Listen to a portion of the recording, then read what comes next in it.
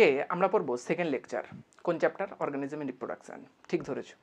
Second lecture আমরা পড়বো যৌন জনন। যৌন জননকে ইংলিশে কি বলা হয়ে থাকে? যৌন জননকে ইংলিশে বলা হয় সেক্সুয়াল রিপ্রোডাকশন। যৌন শব্দের অর্থ সেক্সুয়াল আর জনন শব্দের অর্থ রিপ্রোডাকশন। অলরেডি তোমরা জানো। জনন যে সংজ্ঞাটা আগের লেকচারে আমি দিয়েছিলাম, আশা করি তোমাদের ক্লিয়ার হয়ে গেছে। সেখানে আমি অল্প করে হলেও যৌন জনন সম্পর্কে বলেছিলাম যে অযৌন জনন এবং যৌন জননে কি পার্থক্য। সেখানে কিন্তু যৌন জনন সম্পর্কে বিশেষ কিছু জিনিস আমি ক্লিয়ার করেছিলাম।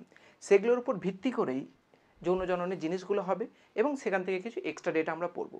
তো দেখে নেওয়া যাক যৌন জননের প্রথমে কি আছে সংজ্ঞা। এই কটা জিনিস আমরা যৌন জননের মেনলি ফোকাস করব। তো প্রথমে হচ্ছে যৌন জননের সংজ্ঞা কি। আমি যখন অযৌন জনন যৌন জননের পার্থক্য বুঝিয়েছিলাম তখন আমি বলেছিলাম যে যৌন জননে একটা পুরুষ কিন্তু গ্যামেট হবে এবং একটি মহিলা গ্যামেট হবে। গ্যামেট কি জিনিস? গ্যামেট হলো জনন কোষ। গ্যামেট কি জিনিস? গ্যামেট হলো জনন কোষ। আমি বলেছিলাম যে যৌন জননের ক্ষেত্রে দুই প্রকার জনন কোষ হবে, একটা হচ্ছে পুংজনন কোষ আর একটা হচ্ছে স্ত্রী জনন কোষ। আমি কথার জন্য বলছি পুংজনন কোষকে এইভাবে ইন্ডিকেট করলাম, স্ত্রী জনন কোষকে এইভাবে। তাহলে এটা কার জনন কোষ পাচ্ছি? পুং, এবং এটা হলো স্ত্রী জনন কোষ। এখন এই যৌন জনন এবং অযৌন জননের মধ্যে পার্থক্য যে মেন স্টেপ সেটা কি? এই গ্যামেটটা আর এই গ্যামেটটা দুজন কিন্তু মিলিত হবে। মিলিত হওয়ার পর একটা সিঙ্গেল কোষ দেবে, যাকে আমরা বলে থাকি জাইগোট। তাহলে এই কোশ্চেনটা কিন্তু যে কোনো জন করতেই পারে তোমাদেরকে, যে জনন কোষ তাহলে কি সিঙ্গেল সেল নাকি শুধুমাত্র জাইগোটটাই সিঙ্গেল সেল? এরা সবাই সিঙ্গেল সেল, এটাও সিঙ্গেল সেল, এটাও সিঙ্গেল সেল, এটাও সিঙ্গেল সেল। সিঙ্গেল সেল মানে কি? এক কোষী। সিঙ্গেল সেল মানে কি? এক কোষী। এই জাইগোটটা হলো এক কোষী। সেই সঙ্গে আমাদের গ্যামেট তো অলওয়েজ এক কোষী হয়, এই দুটো কি হবে? অলওয়েজ এক কোষী। সুতরাং এই যে জনন ক্রিয়ায় যেখানে মেন কাজ গ্যামেটদ্বয় এবং তার মিলিত জিনিস জাইগোট, এরা সবাই কিন্তু এককোষী হয়। এবার এখানে কিভাবে কি জিনিস হয় সেটা একটু পরে আমি গ্যামেটোজেনেসিস পার্টটাই বলছি। এই সংজ্ঞাটা বলতে গিয়ে আমি কি বলি না, এই যে জাইগোটটা তৈরি হলো এখান থেকেই তৈরি হয় অপত্য। এখান থেকে কি তৈরি হবে? অপত্য। অপত্য মানে কি? অপত্য মানে হলো নতুন জীব। অর্থাৎ ধরো এটা পুং গ্যামেট একটা পুরুষ থেকে এসেছে, এটা স্ত্রী গ্যামেট একটা স্ত্রী থেকে এসেছে। এরা দুজন মিলিত হওয়ার পর এই জাইগোটটা তৈরি হয়েছে এবং এদের দুজনের মিলিত হওয়ার পরে জাইগোটটা থেকেই একটা অপত্য জীবের সৃষ্টি হবে। অর্থাৎ এই জাইগোটটাই হলো একটা অপত্য। বোঝা গেছে? এটাই হচ্ছে কার সংজ্ঞা? যৌন জননের। এবার তোমরা আমাকে বলো তো যে এইটা আর এইটা সেম দেখতে না আলাদা টাইপ দেখতে? সেই জন্য এই সংজ্ঞাতে বলা হচ্ছে যে জনন প্রক্রিয়ায় দুটি ভিন্ন অর্থাৎ আলাদা অসম আকৃতি বিশিষ্ট জনন কোষ একসঙ্গে মিলিত হয় এবং অপত্য জীবের সৃষ্টি করে, তাকে বলা হয় যৌন জনন। আমি যৌন জননের সংজ্ঞাটা বলে দিলাম, তোমরা যে কোনো বই খুলে দেখবে এটাই আছে। তাহলে যৌন জননের সংজ্ঞাটা কি না, যে জনন পদ্ধতিতে দুটি ভিন্ন গ্যামেট অসম আকৃতি সম্পন্ন অর্থাৎ আলাদা ধরনের আকৃতি সম্পন্ন মিলিত হয়ে এককোষী জাইগোট তৈরি করে বা অপত্য তৈরি করে, তাকে আমরা বলে থাকি যৌন জনন। তাহলে যৌন জননের সংজ্ঞাতে আশা করি তোমাদের কোনো রকম কোনো কিছু ডাউট নেই বা থাকারও কিন্তু কথা নয়। এবার হচ্ছে ঘটনাস্থল। ঘটনাস্থল বলতে কি বোঝায়? অলরেডি আমরা জানি যে ঘটনাস্থল বলতে বোঝায় যে কোথায় কোথায় যৌন জনন বেসিক্যালি আমরা দেখতে পাই।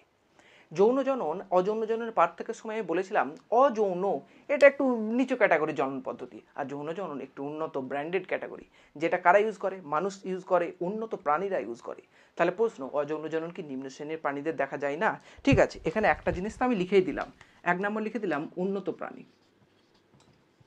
উন্নত প্রাণী তো দেখাই, এর সঙ্গে কি অনুন্নত প্রাণীরা দেখায় না?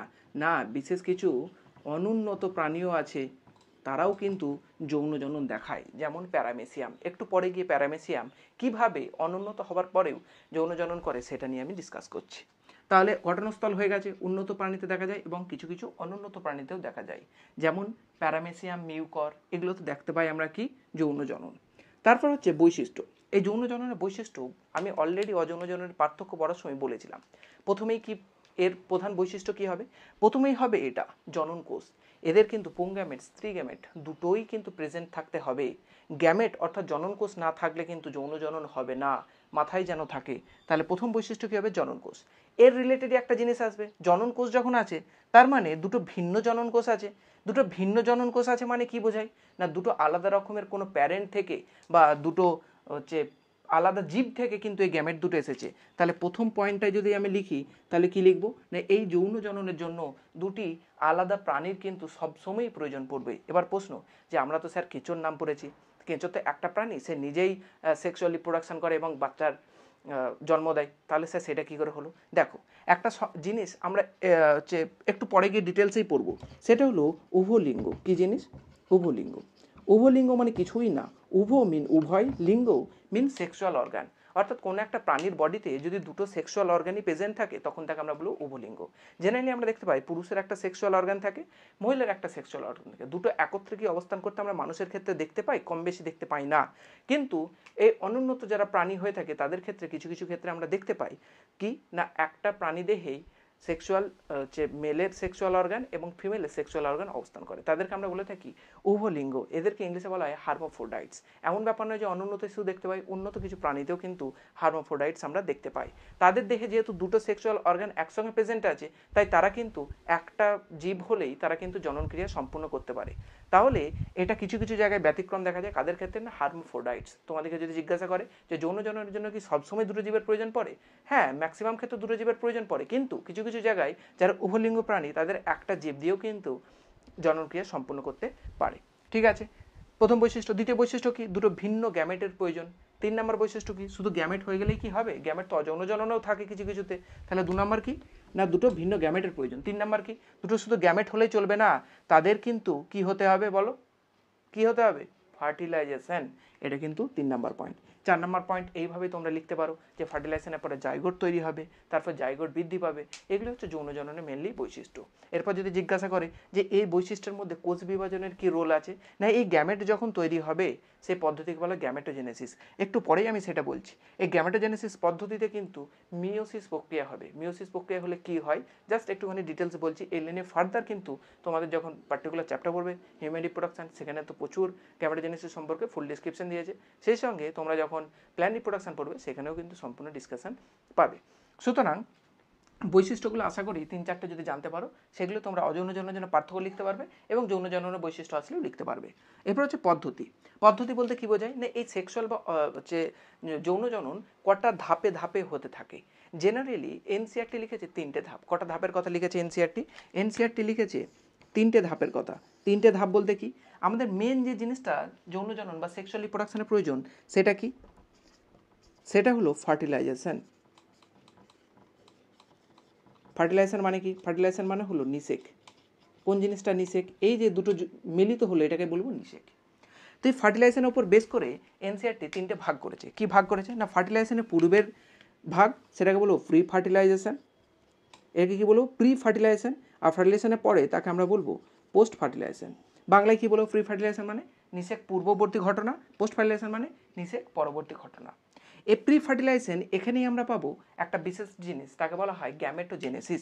সেটা নিয়ে এখন ডিসকাস করছি। এবার এই যে পয়েন্টটা আছে প্রি ফার্টিলাইজেশন, এই স্টেপটা নিয়ে আমরা পড়বো। এই প্রি ফার্টিলাইজেশন স্টেপটা পড়ার আগে 3-4টে জিনিস আমাদেরকে বুঝতে হবে। 1 নম্বর জিনিস মিওসিস সেল ডিভিশন কি। আশা করি তোমরা কম বেশি সবাই জানো যে মিওসিস কি। মিওসিস হলো একটা কোষ বিভাজনের বিশেষ পদ্ধতি, যেখানে কি হয়ে থাকে না যেখানে হ্রাস বিভাজন হয়, অর্থাৎ 2n বিশিষ্ট যদি কোনো একটা কোষ থাকে ও মিওসিস প্রক্রিয়ায় বিভাজিত হয়ে এন তৈরি করে। কি তৈরি করে? এন। কটা সংখ্যায় তৈরি করে? 4টে তৈরি করে। যদি তোমরা পড়ে থাকো তো জানবে। এইভাবে কিন্তু এন তৈরি করে। এখন 2n এর সঙ্গে এই 4টে এন যোগ করে 4n, এইভাবে হিসাব করো না, এটা আলাদা হিসাব আছে। তো এই মিওসিস পদ্ধতিতে কি হয় মেনলি যেটা আমি ফোকাস করতে চাইছি সেটা 2n থেকে কি হয় এন। আর এই 2n থেকে এন যদি হয় এটাই কিন্তু আমাদের ক্রোমোজোম সংখ্যাকে ধ্রুবক রাখে। কেন স্যার 2n থেকে এন হয়ে গেলে কীভাবে রাখে? না দেখো এই মিওসিস প্রক্রিয়ায় আমি ধরো 2n আছি, আমার যে গ্যামেটটা হবে সেটা হবে এন। আমার যে স্ত্রী সে যদি গ্যামেটোজেনেসিস করে সে 2n আছে, তার হবে এন। তাহলে ওই গ্যামেটের এন এবং পুং গ্যামেটের এন দুজন মিলিত হয়ে যে জীবটা তৈরি করবে সে কিন্তু আবার 2n হয়ে গেল। তাহলে ধ্রুবক হয়ে গেল ক্রোমোজোম সংখ্যা, না বাড়লো না কমলো।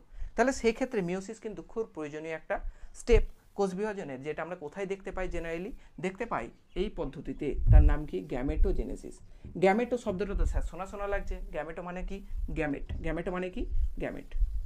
আচ্ছা জেনেসিস মানে কি তাহলে তৈরি করা? একদম, তৈরি বা উৎপাদন, একে আমরা বলে থাকি জেনেসিস। তাহলে গ্যামেটোজেনেসিস মানে কি? গ্যামেট তৈরি করা। ঠিক আছে, ওটাকে বাংলায় লেখা আছে গ্যামেট উৎপাদন।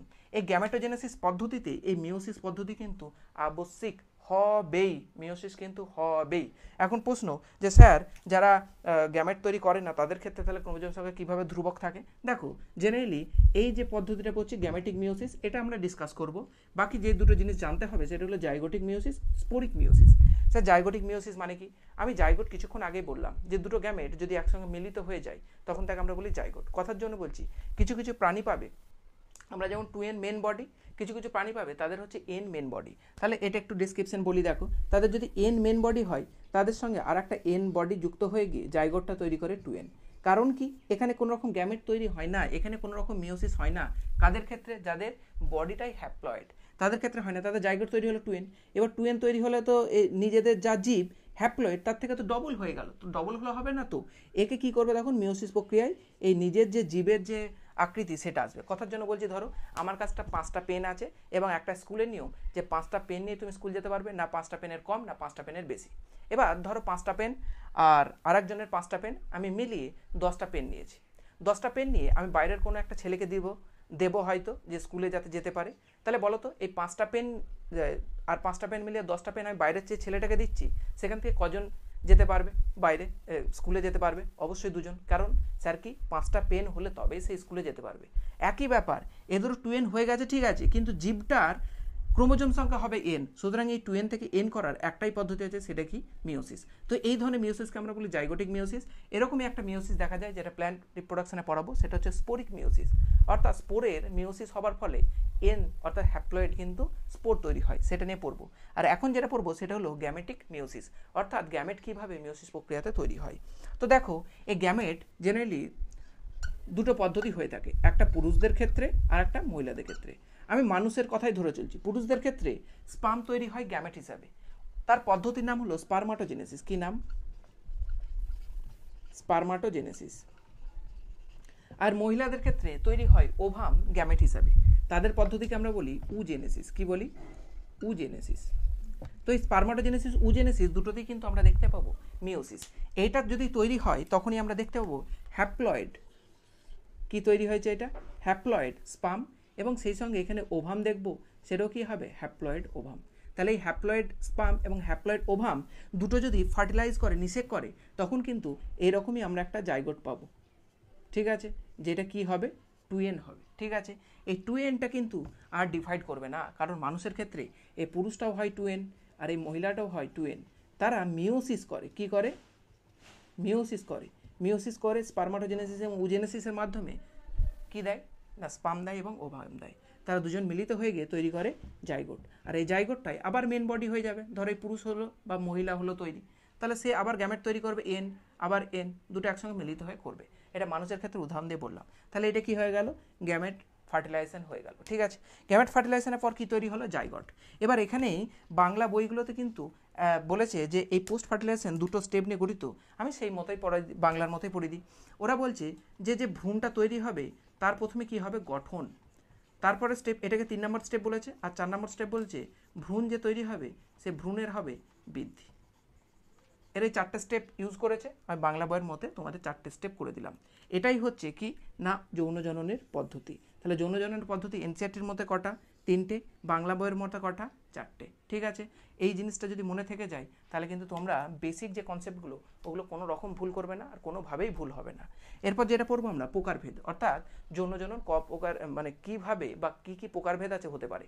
দুটো প্রকারভেদ মেনলি, একটা হচ্ছে সিনগ্যামি। সিনগ্যামি বলতে কী বোঝায়? এই যে ফার্টিলাইজেশন হলো এইটার সঙ্গে এটার, একে বলবো সিনগ্যামি। সুতরাং সিনগ্যামিটা নিয়ে আমার বেশি কিছু বলার নেই, শুধুমাত্র একটাই জিনিস বলবো যে এই যে গ্যামেট তৈরি হচ্ছে না, এই গ্যামেটের আকৃতি বা আচরণ ভিত্তিতে 3 রকমের গ্যামেট তৈরি হয়, যেটা আমি এখানে ছকটা দিয়ে দিচ্ছি, তোমরা পড়লে কিন্তু পড়ে নিতে পারবে একবার পজ করে। ঠিক আছে, তো বাংলা বইগুলো বলা হয় যে 4টে প্রকৃতির গ্যামেট তৈরি হয়, কিন্তু বেসিক্যালি সব জায়গাতে আমরা দেখি 3।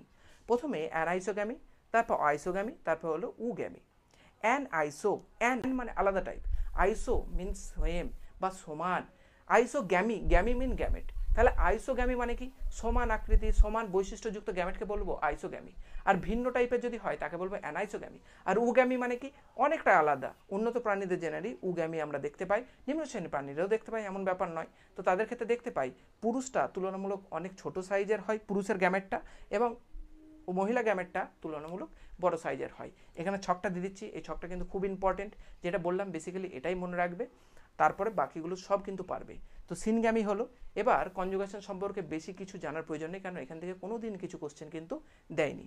বাকি এই গ্যামেটের গঠন বা ডেভেলপমেন্ট প্রত্যেকটা পার্টিকুলার চ্যাপ্টারে যেতে পারবে। যখন প্ল্যান রিপ্রোডাকশন পড়ানো হবে, প্ল্যান রিপ্রোডাকশনের শেষে এটা নিয়ে সম্পূর্ণভাবে ডিসকাস করা হবে, এবং হিউম্যান রিপ্রোডাকশনের শেষে মানুষের ভ্রূণ কী করে ডেভেলপ হয় সেটা নিয়েও পড়ানো হবে। সুতরাং আজকের জন্য কিন্তু চ্যাপ্টার এখানেই শেষ হলো। তোমরা কিন্তু অবশ্যই এই চ্যাপ্টারটা ভালো করে নেবার পর যে ডিপিপিটা আমি দেবো এখন, ওই ডিপিপিটা সলভ করে নেবে, বা আগের যে ডিপিপিটা ওটা যদি সলভ করে থাকো তাহলে আর কোনো কিছু প্রয়োজন নেই।